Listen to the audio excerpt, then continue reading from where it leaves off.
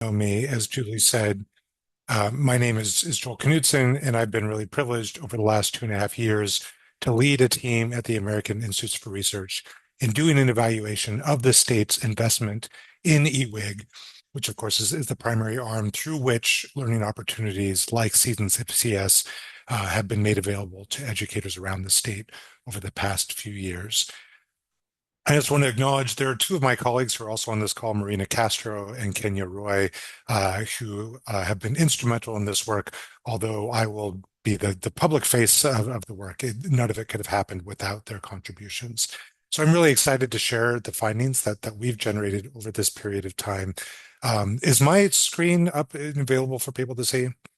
Great.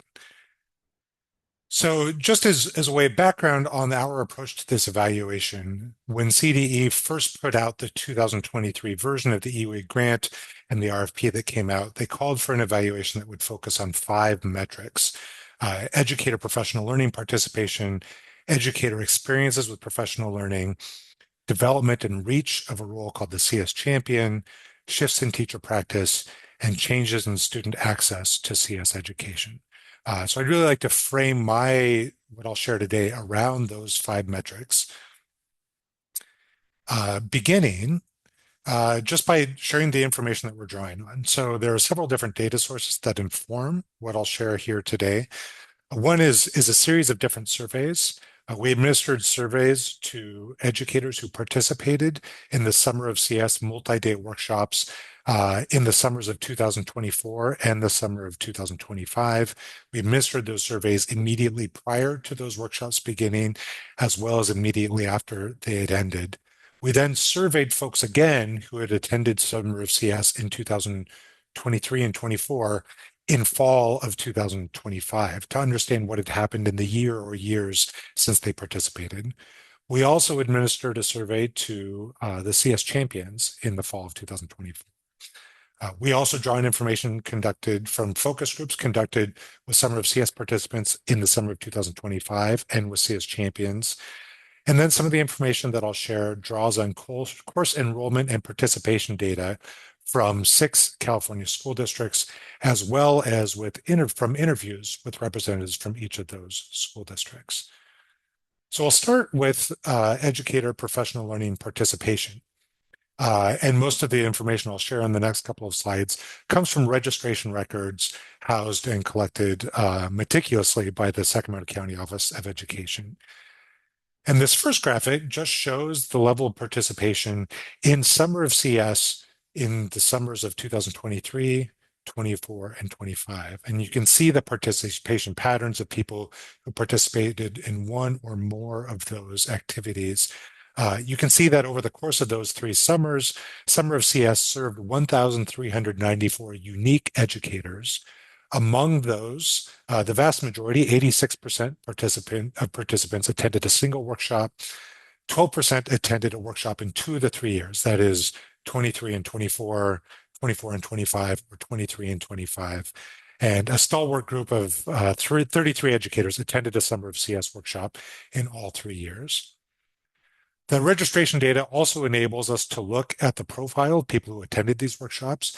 Generally speaking, we see that with respect to gender and race and ethnicity, the participants in Summer of CS pretty closely match the profile of educators in California overall in the K-12 space. These percentages are pretty consistent across the board.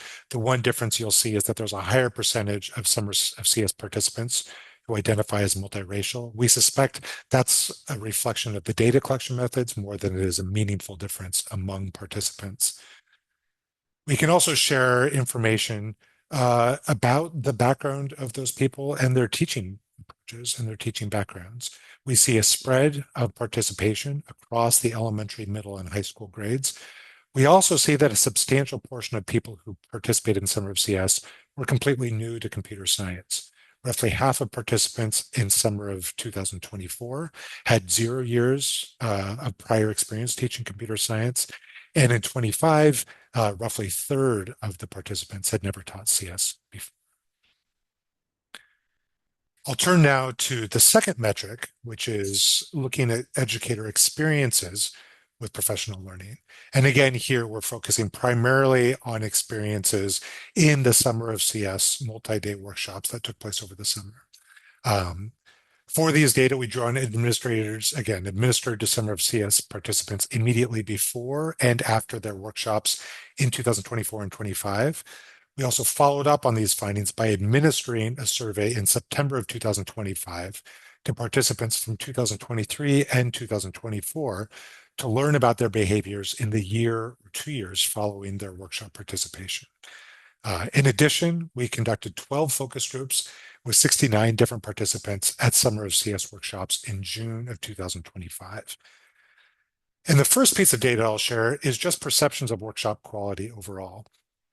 Here you can see 8 different survey items where we asked for people's level of agreement with a range of different questions.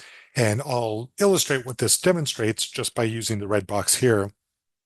The item here says, the workshop made me feel included in a community of computer science educators and advocates. And you can see by looking to the bars to the right that 70% of respondents strongly agreed with that statement. 27% of respondents agreed with that statement. Across this range of 8 items, you can see very high levels of agreement and strong agreement with these statements. So overall, we see some promising evidence that people found value in their workshop experiences. Focus groups identified several components of the experience that contributed to the overall level of quality. Top among these were the use of high quality pedagogical strategies, and closely tied to that, the quality of workshop trainers. One person told us, we're taught by teachers who make it engaging, so we could then turn around and make it engaging for our students. Somebody else said the presenter was well prepared, they had all the materials, and overall, whenever we had to troubleshoot something, they were very knowledgeable about the content. So that's all great. If people go to a workshop and they feel good about what they did, that's a strong sign of success. But it's not ultimately where we want to go. What we want to know is whether people end up in a different place after attending the workshop than they were before. And to dive into those issues, there's a series of items we asked about educator confidence, knowing in particular that in the computer science space, people's level of confidence with the computer science and their sense of intimidation can prevent them from engaging meaningfully in the materials. We asked a set of 8 items trying to gauge people's level of confidence with computer science overall. Based on those items, we converted those responses to numerical values where strongly agree equals 5, strongly disagreed equals 1. And then we created a composite measure of confidence that encompassed all 8 of those items. And if you look at this chart here, what you see is the average pre-workshop values for participants in Summer of CS in 2024 were 3.3 before taking the workshop. So we see about middle of the road in terms of the level of confidence people reported having when it came to computer science. By the end of their workshop, that level of confidence had increased to 4.1. So an increase of almost a full point from the beginning to the end of the workshop. That difference is both positive and statistically significant. So that's great. From the beginning to the end of the workshop, we see that people's confidence increases. And in fact, we see the same trend if we look at data from 2025. But again, what we really want to know isn't just whether people feel good at the end of the week. It's great to be at a hotel in Anaheim, dealing with a lot of great colleagues, being energized, being in a room of people who believe the same things you do. It can be a quite different matter to go back and face students in your classrooms and try to apply what you've learned in the real world. So we also looked at the same set of items following people's in the follow-up survey a year after people had been in the classroom. And there, in fact, we see a slight drop in people's self-reported levels of confidence. It drops from an average of 4.1 to 3.9. But I think what we want to emphasize overall is if you look from prior to participating in the workshop to a year later, the difference in people's self-reported levels of confidence is still positive and statistically significant, jumping from 3.3 at the beginning to 3.9 at the end. And if we look at our focus group data, it reveals some of the nuances about confidence generated through the Summer of CS experience. Some respondents noted that they had gained valuable knowledge. For example, this one person said, I didn't have a background in computer science. I had no real interest. I was intimidated by it, but now I feel confident about it. But maybe more striking, at least to us, is that part of the conference came from not necessarily becoming an expert, but growing more comfortable with having an incomplete skill set. So another person told us, I think part of it is that you're confident you don't need to be the expert. You just need to bring that and let them, the students, use the resource. In addition to confidence, we are also curious about people's beliefs about who can and should be successful in computer science, who should access computer science education. We asked the same set of 5 items, and just as we did for the items about confidence, we looked at this information by creating a composite measure of beliefs. And just as we did for confidence, we can look at the average pre-workshop values. What we see here is the pre-workshop value is notably higher than it was for confidence. So this suggests to us that Summer of CS was attracting people who already had a belief that all students can and should participate and can and should be successful in computer science. So despite that higher starting value, we nevertheless still see a statistically significant and positive increase from the beginning of their workshop to the end of the workshop experience. That mean changes from 4.3 to 4.6. And just like we did for confidence, if you look at people's self-reported levels of belief in the year after they've been in the classroom and after they had participated in the workshop, we do see a drop. That drops from 4.6 down to 4.4. Again, the takeaway I would emphasize, though, is that the value from the beginning of the workshop to the reports a year later, despite starting at a very high level, nevertheless are positive and statistically significant. Smaller in magnitude than for confidence, but still positive. And I think there's a quote here that illustrates and underscores the finding that participants on average came into the workshops with high levels of belief about who can participate and be successful in computer science, and yet still saw increases. So this person said, inherently, my pedagogy and teaching is that all students deserve success at all levels, no matter what we're doing, if it's reading, if it's math, if it's computers. So I think I already had that. I guess the difference is I came in thinking that things needed to be equitable, but I didn't realize how important my role is in providing that to all my students. The next metric I'll talk about is the development and reach of CS champions. Um, and as a refresher for people who may have been distant from the result, who may not be as familiar, although the primary learning opportunity for educators was these seasons of CS workshops, a really critical part of the infrastructure supporting them was a role housed in the county office of education across the state, known as a CS champion. And CS champions were charged with not only designing and delivering these workshops, but providing direct support to districts and schools to ensure that they had the resources to do the kinds of things they wanted to do with respect to computer science education. For these findings, we relied on focus groups conducted with 19 CS champions in the summer of 2024 and a survey administered to all CS champions in the fall of 2024. And some of the first things we learned about are just the way people talked about their role. 90% of CS champions agreed or strongly agreed that they understood their role as a CS champion. In focus groups, some of the words people used to describe this role were as a liaison, as connective tissue, as a point of contact, as a connector. We even had one of our focus groups put their shoulders together and come up with their own definition of how they describe them. And what I'll share on the screen here is what they came up with. CS champions serve as liaisons from grant leads to educators and collaborative implementers of CS programs to provide high quality professional learning for all educators, to broaden participation in CS so that all students experience equitable and inclusive CS education. 13 of 19 focus group participants expressed their belief that the contribution to and connection with the CS Champions Network contribute to increased teacher engagement with CS learning opportunities. One person told us, we had people coming back month after month after month after month and just eating it up and going, when's the next one? When's the next one? I mean, when a teacher wants to continue learning, then I think you've done a pretty good job. So we see some encouraging evidence from CS champions themselves about the value of their role. But it wasn't just a public-facing role, an educator-facing role. Another thing that became really clear in our involvement with this work early on was that CS champions found value in the network of other CS champions with whom they engaged. So one way we dived into this is through an approach of social network analysis. And for people who are not familiar, a lot of times these analyses are done, presented in a visual way. In the slides that follow, a blue dot will represent an individual CS champion. A black line will represent a relationship between CS champions that are reported by CS champions as happening outside the context of formal EWIG activities. And just to illustrate what this can look like, I'll give a few examples of what networks might look like. Here's one example of a network. The drawback of this graph should be obvious. There are no black lines, which means nobody's talking to each other. So there can be no benefits to this particular communication structure because nobody's using it. Here's another model. The benefit of this graph is it centralizes coordination and communication on a single person, but it also appears that if the single person is the only person who's motivated to create a community.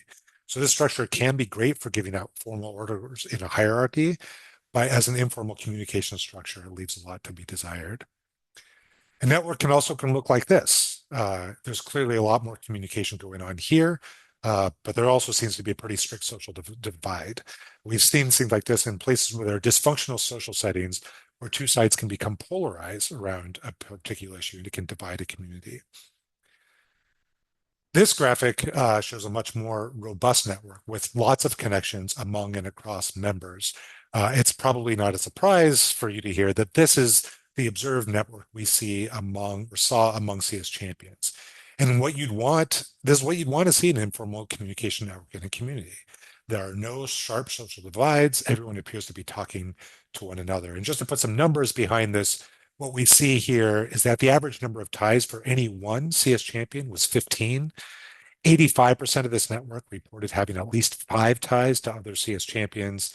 A quarter of the network reported at least 20 ties, and 53 of 54 individuals were part of what we call a bi-component, which basically means that you're connected to at least 2 other people. That's an important measure in social networks because it means that even if somebody leaves the network, you don't lose your connections to the network yourself.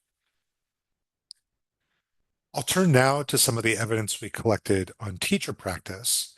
And here, our primary source of data is the follow-up survey we administered in September to participants in Summer of CS in 2023 and 2024, really asking about their practices during the 24-25 school year. First and foremost, it's noteworthy to share that survey data told us that 86% of respondents reported teaching computer science in some capacity during the 2024-25 school year. We learned something about the formats of instruction. We can see that most people taught computer science by integrating the content into another subject area during the school day. The next most common approach was to teach a standalone computer science course during the school day. And probably not surprisingly, we see some divides based on grade level. So for example, we see among elementary school teachers or teachers who teach elementary grades, nearly 3/4 of teachers reported that they taught through integration of computer science into other subject areas. Only 25% reported teaching standalone classes. That balance shifts as you get to the high school grades, where roughly half of teachers report teaching in an integrated manner, roughly half report teaching a standalone computer science class. We also asked about the frequency with which people taught computer science. You can see that a quarter of our survey respondents reported teaching CS daily, and nearly 2/3 of respondents reported teaching computer science at least weekly during the 2024-25 school year.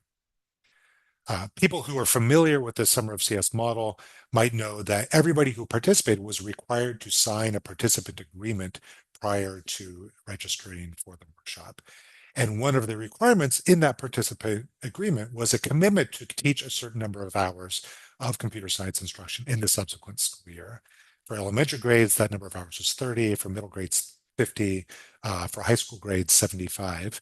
And you can see that on average, survey respondents far exceeded that expectation in terms of the number of hours they taught. Went everywhere from an average of 87 hours per year in the elementary grades to an average of 241 hours in the high school grades. We can also take another slice at that and look at the percentage of respondents who either met or exceeded the expectation they agreed to in their agreements. At the elementary and high school grades, about 55% of respondents met that threshold. Nearly 2/3 did in the middle grades.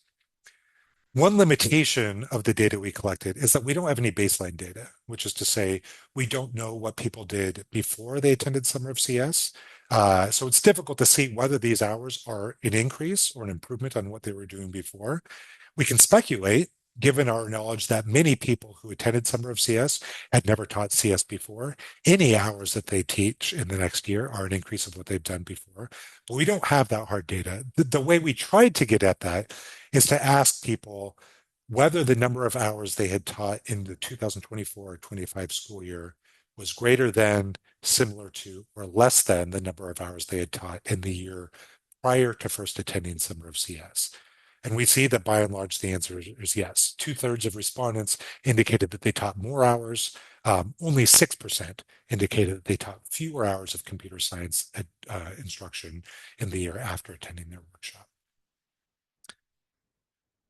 The final metric I will turn to is changes in student access to computer science education. For a statewide investment in computer science, what we would love to see, especially for an effort to move this move this movement forward at scale, we would love to see across the state, do we see an appreciable increase in the level of computer science access, the computer science learning opportunities available to students in the years connected to and following seasons of CS and the EWIG investment? Unfortunately, as many of you I'm sure are aware, access to those statewide data is maddeningly difficult to get. In fact, I think still to this day, the most recent widely reported data from the state are from the 2018-19 school year. And a fantastic report that came out from the Capor Center. And again, now what 6 years later is still the most current data we have from the state. So for our purposes in evaluating this grant, that's very frustrating. So in the absence of being able to tell a statewide picture, what we did is to work with 6 California school districts to do case studies to understand the patterns in course availability and enrollment and the reasons behind them. So thanks to the partnership of members of the EWIG planning team, many of you who are on this call, we were able to identify and recruit 6 districts from across the state.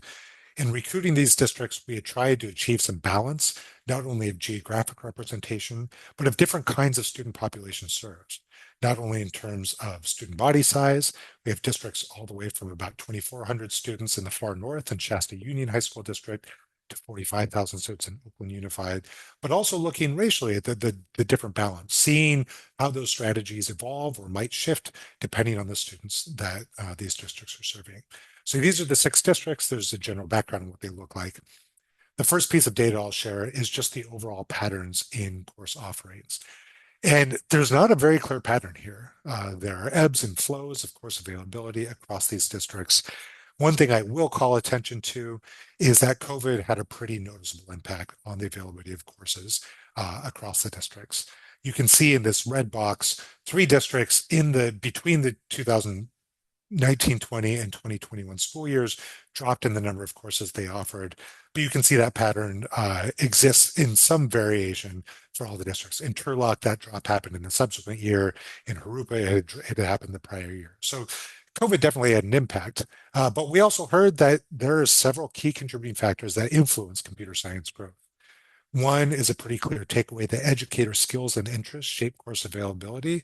You can't offer computer science if you don't have the people who have the skills and the willingness to be able to teach the classes. Second is it was pretty clear that computer science often falls prey to competing priorities at the county office level, at the district office level, at the school level. So it's trying to find through a really crowded sea of activities to be able to gain traction with what you're doing in computer science. And I think the final lesson that's really important takeaway, especially informing the research community moving forward, is that standalone course availability insufficiently captured access.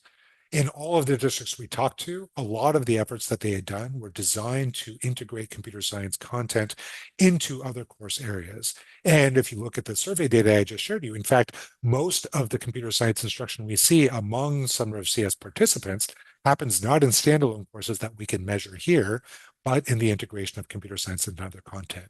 So we need to acknowledge that what we capture and what we studied insufficiently captures the level of computer science instruction and student learning that's happening. We looked at patterns by grade level. I'm showing here an example from Tracy Unified, but this is similar to what we see across districts. That concentration of student learning in computer science classes, standalone classes, tends to happen in the higher grades. In Tracy, you can see 25% of their students are in 10th grade, only 5% of students in computer science courses are in 10th grade. Whereas in contrast, 26% of the district's high school students are in 12th grade, whereas 52% of computer science students are in 12th grade.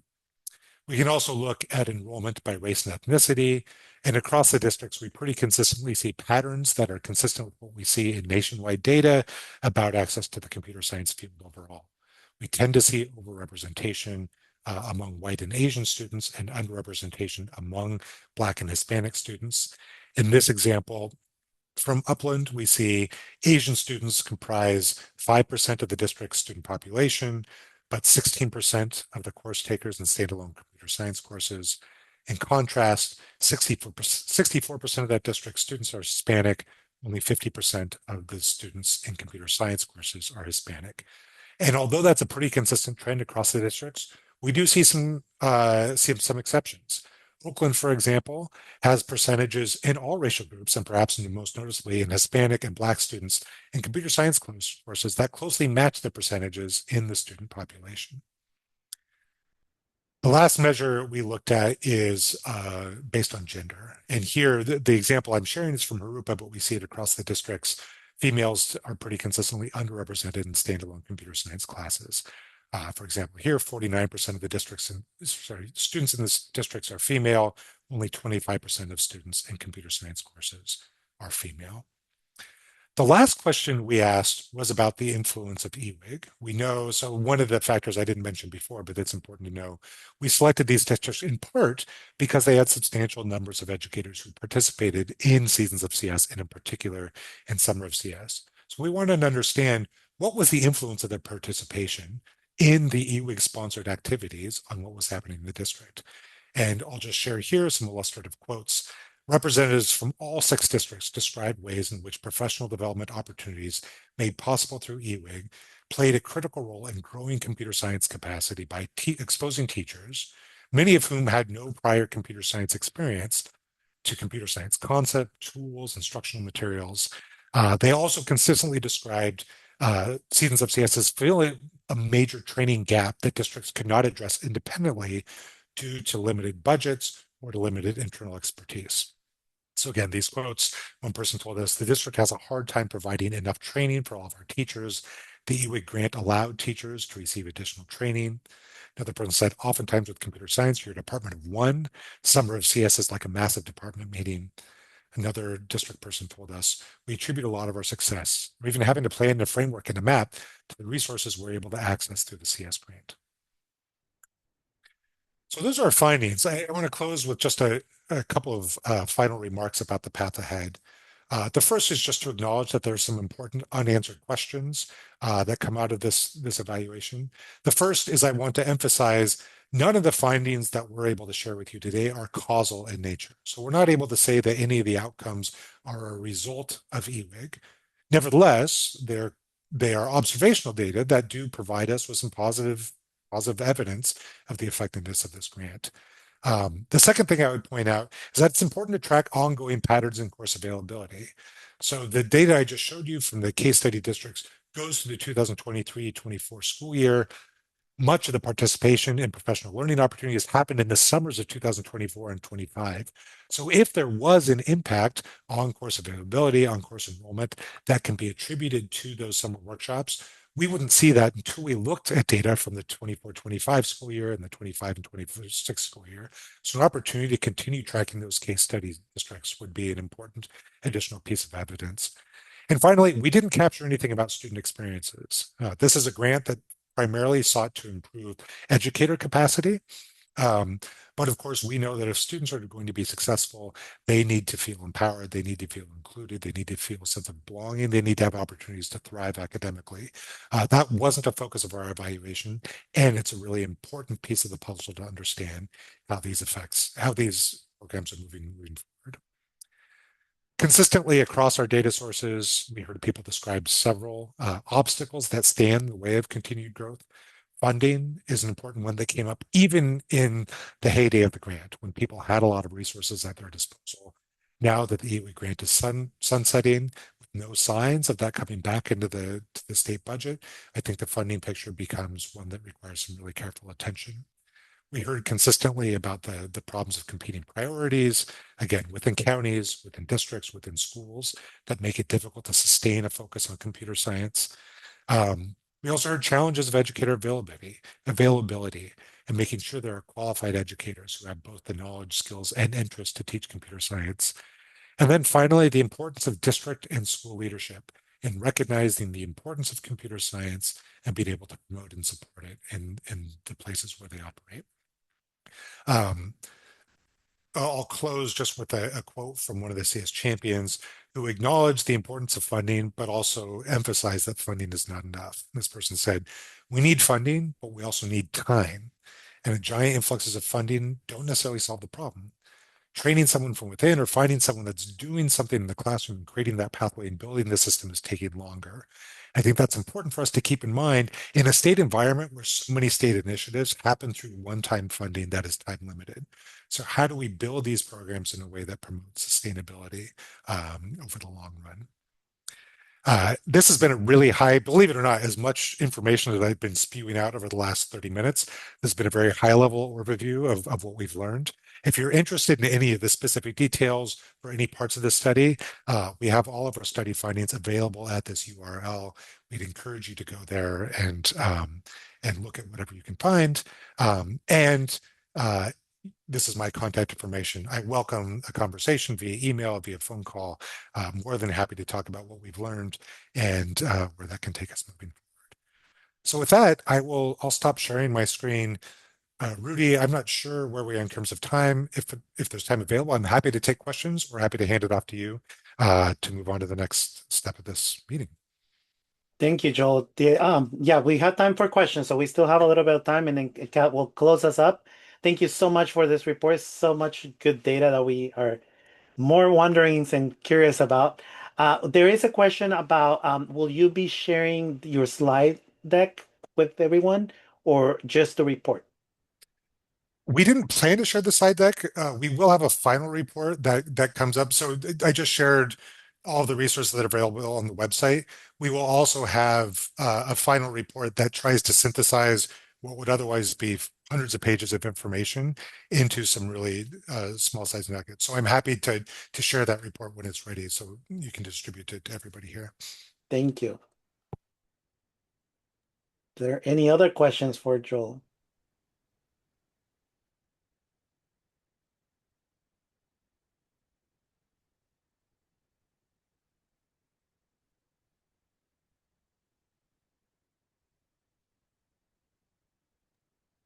Well, thank you, Joel. Thanks to everyone that shared today. We appreciate you all. I'm hearing lots of thank yous in the chat for you, Joel. So thank you for that. Thank you to all of you who have come and joined us today.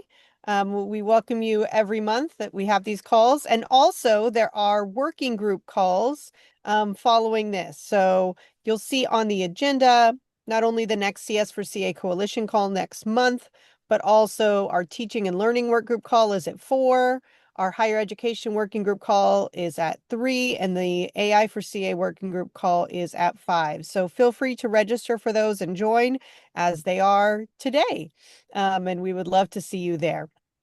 There's also a couple of opportunities on the bottom of the agenda there, an AI in Education certificate from UC Irvine, as well as the App Inventor webinar that we heard about today.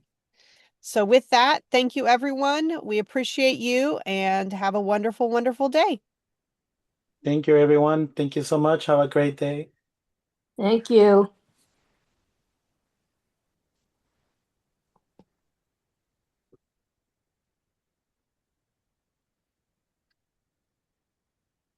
Hey, Rudy. Yes, Tim. I'm sorry, I came late because we had another meeting online. Could you possibly put the link to the agenda